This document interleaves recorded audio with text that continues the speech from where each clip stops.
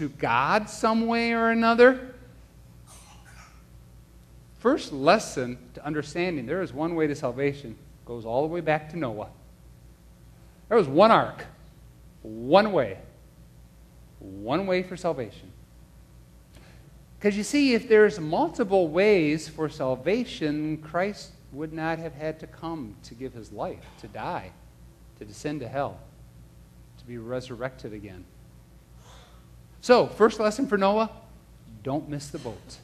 Second lesson, remember, we're all in the same boat. Those of us that have become Christians, that have asked Christ into our life, we may be part of different families of worship. John and Chris and Josie heading over to NC2 to be part of that new church development there. We think, we're different boats. No, we're not different boats. We're the same boat. We may look at Catholics, Methodists, sorry, Sherry. Yeah, you were raised Methodist, huh? We may look at Presbyterians, Christian Reform. We may look at, all the different non-denominational and say, we're all so different. The reality is, there's one boat. Don't miss the boat. We're on the same boat. Third, plan ahead. It wasn't raining, it's believed, when Noah built the ark.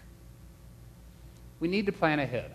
And that's why we're doing the strategic planning. That's why we're calling for a congregational meeting in a few weeks to say, okay, here's an idea the elders have, one that we're really believing God's leading us towards. But we need to plan ahead what's going on within our life. Another lesson from Noah, stay fit.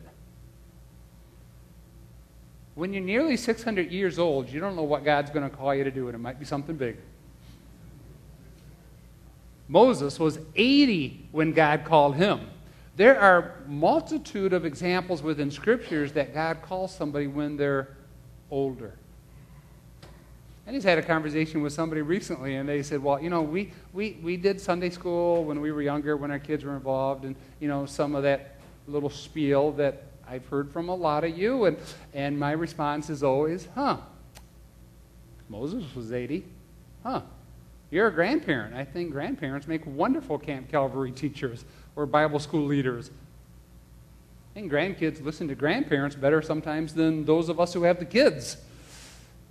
Doesn't matter what age we are, young or old. Stay fit, spiritually fit, ready to be used by God when God calls you. 5, don't listen to the critics.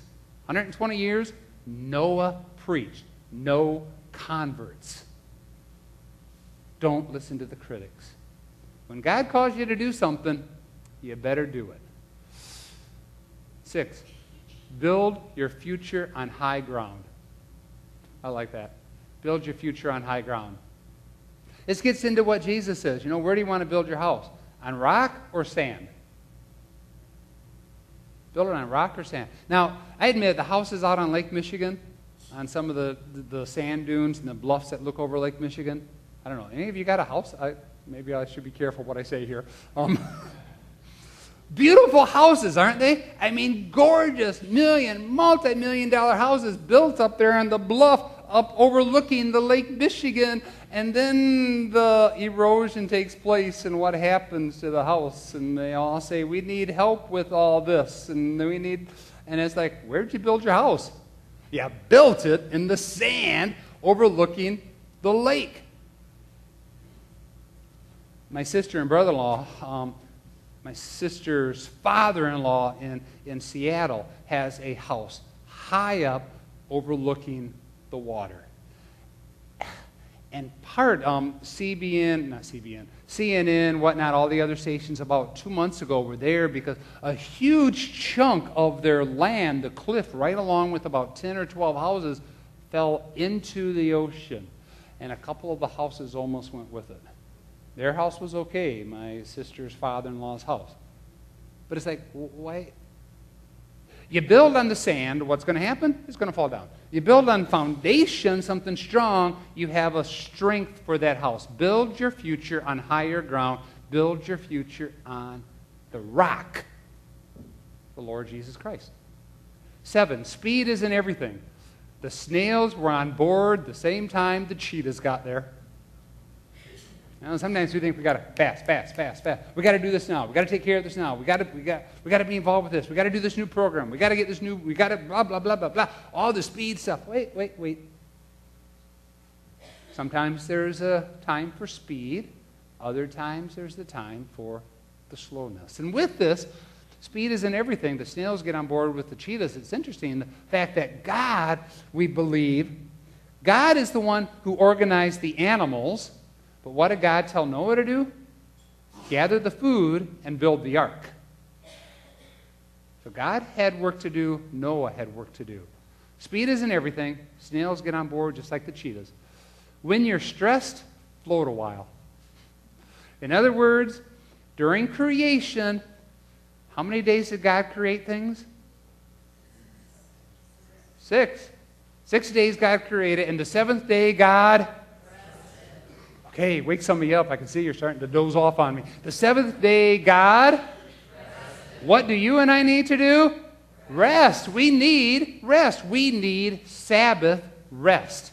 We need to be able to shut down things. We need to shut off that BlackBerry or that iPad. We need to be able to shut off work. We need to be able to shut off all that's going on and take that rest. When you're stressed, float a while.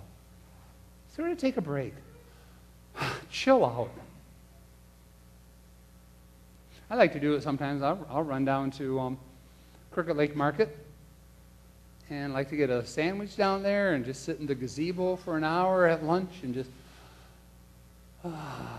look at the lake and chill out and relax. 9, remember the ark was built by amateurs. The Titanic by professionals. And we know how the Titanic ended up. Yep. None of us are perfect at what we do.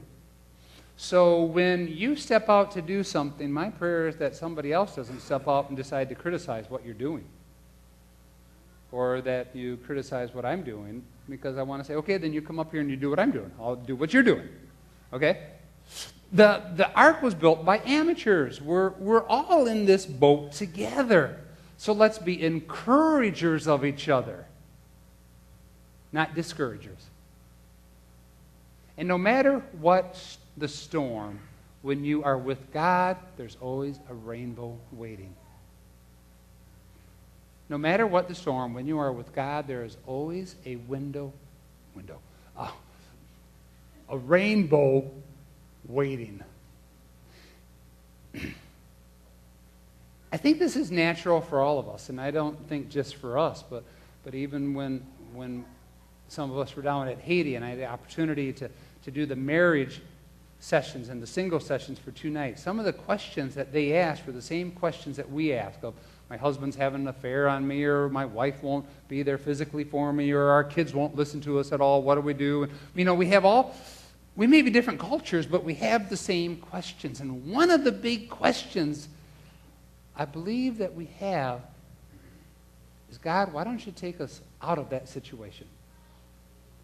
Why don't you just miraculously heal my partner, my spouse, of their cancer? Why can't you, God, miraculously give us the finances that we need in our life? We've been serving you. Why, God, can't you miraculously take away the tumor that I have? Why can't you, God? The reality is, at times, God does take us out or takes the thing away. But more often than not, God provides a way through. For Noah and his family, the way through was the ark. They had to do work, but it was the ark.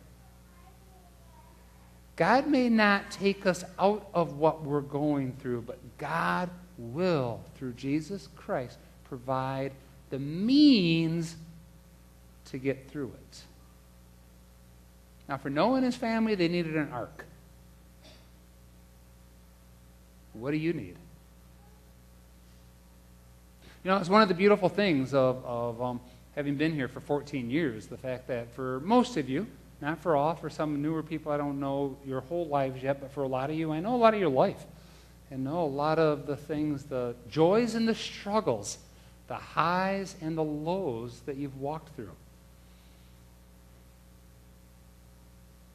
All of us, every individual in this congregation,